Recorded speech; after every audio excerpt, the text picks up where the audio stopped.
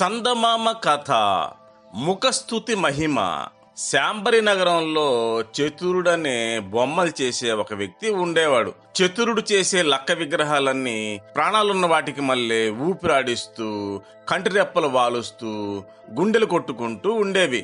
బొమ్మ లోపల మరల అమర్చి కూర్చోబెట్టేసరికి అక్కడెవరో మనిషి కూర్చున్నట్టు అనిపించి వచ్చిన వాళ్ళంతా ఆ బొమ్మతో మాట్లాడేవాళ్ళు.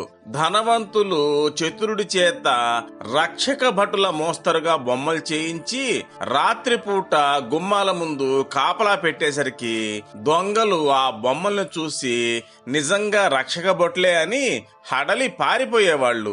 అవి అంతటి జీవకళతో ఉట్టిపడేవి. చిత్రమైన ఈ బొమ్మలు చాలా ఖరీదుండేవి. వాటి మూలాన చతురుడు బాగా డబ్బు గడించి ఉండవలసిందే. కానీ అలా జరగలేదు.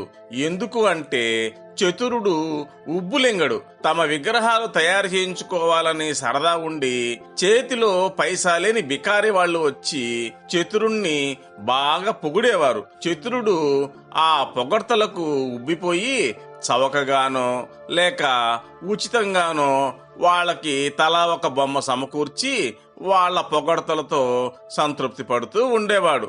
అలాగే జీవితాన్ని గడిపి కొన్నేళ్ల తర్వాత చతురుడు బాగా వృద్ధుడైపోయాడు. ఆ నగరంలోనే భావి కాలజ్ఞుడు అనే జ్యోతిషుడు కూడా ఉండేవాడు. ఆయన చెప్పిందల్లా అక్షరాల జరిగి తీరుతుందన్న కీర్తి దేశమంతటా వ్యాపించింది. నలుగురితో పాటు చతురుడు కూడా ఒకనాడు ఆ జ్యోతిషుడి వద్దకు వెళ్లి తన జాతకం ఆయన ముందు పెట్టాడు. భావి కాలజ్ఞుడు చక్రము గ్రహగతులు చూసి పెదవి విరిచాడు. ఏమి స్వామి అలా చూస్తున్నారు?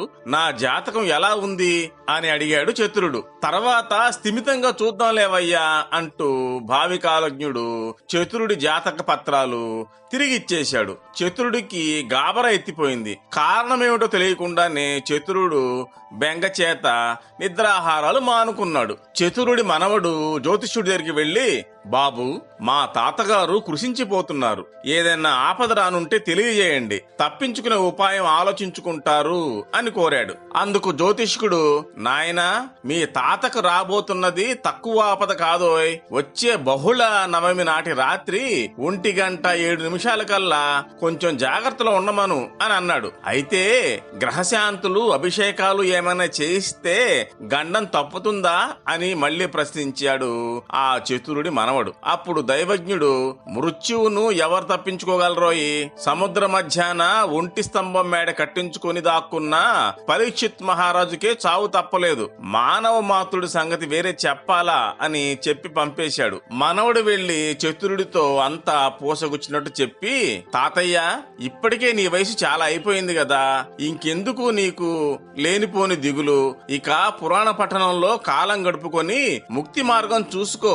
ఇదిగో భాగవతం తెచ్చాను అంటూ ఆ భాగవతం పుస్తకం ఇచ్చి వెళ్లాడు. చతురుడు తనకు రాబోయే చావును గూర్చి చాలా దుఃఖించాడు. వెంటనే బజారుకి వెళ్లి బండెడు లక్క, రకరకాల రంగులు, అనేకమైన మరలు కొనుక్కు తెచ్చి ఇంట్లో తలుపులు బెడాయించుకొని నిలువుటద్దానికి ఎదురుగా కూర్చొని పని ప్రారంభించాడు. అద్దంలో తన ప్రతిబింబాన్ని చూసుకుంటూ అచ్చం తన పోలికలోనే 4 బొమ్మలు తయారు చేశాడు. ఆ 4 విగ్రహాలు కూడా తనకి మళ్ళీనే కళ్ళు తెరుస్తున్నాయి, మూస్తున్నాయి. అతని గుండెకు మళ్ళీనే వాటి గుండెలు కొట్టుకుంటున్నాయి. ఆ బొమ్మలలో ఎక్కడ ఏ మరలో ఎలా అమర్చాడో గాని వాడి శరీరంలోకి మళ్ళీనే ఆ విగ్రహాల్లో కూడా నాడులలో రక్తం ప్రవహిస్తున్నట్టే కనబడింది.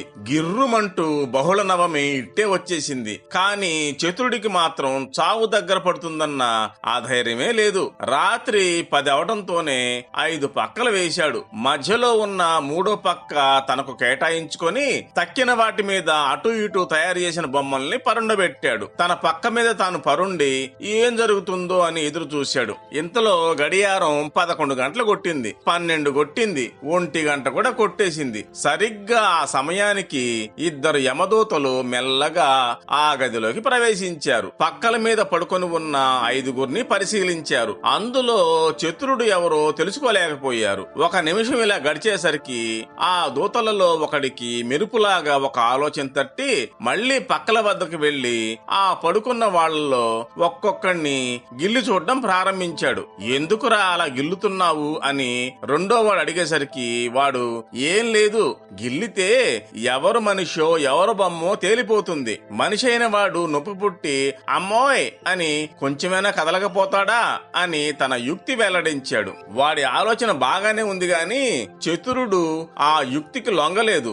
ఉగ్గబట్టుకుని ఆ బాధ సహించాడే గాని బయటపడలేదు. యమదూతలు ఏం చేయడానికి తోచక వ్యవధి లేదన్న కంగారుతో యమలోకానికి పరిగెత్తి చిత్రగుప్తుడితో, బాబు, ఆ 5గురిలో బొమ్మలేవో శిల్పి ఎవడో తెలిసింది కాదు అని మొరపెట్టుకున్నారు. చిత్రగుప్తుడు చిట్టాలు తిరగేసి చతురుని చరిత్రంతా ఓ మాట చదివాడు. ఈ శిల్పి స్తోత్రాలకి ఉబ్బిపోతాడు అని వానిని గురించి వ్రాయబడింది. వెళ్లి అతన్ని పొగడ్డం మొదలుపెట్టండి అని యమకింకర్లకు చెప్పి వాళ్ళని మళ్లీ పంపాడు చిత్రగుప్తుడు. వాళ్ళు తిరిగి వచ్చి చతురుడి గదిలోకి ప్రవేశించి చతురుడికి వినపడేటట్లు, ఆహా, ఎంత గొప్ప శిల్పయ్యా ఈ చతురుడు, కాస్తంతైన ఆనవాలు తెలియకుండా తనలాంటి విగ్రహాలనే 4 సృష్టించాడు. బ్రహ్మ సృష్టికి ప్రతి సృష్టి చేయగలిగిన వాడు ఆ విశ్వామిత్రుడు ఒక్కడే అనుకున్నాం గాని నిజంగా ఆ ఋషిని మించిన వాడు ఈ చతురుడు. చతురుడికి జయీ భవ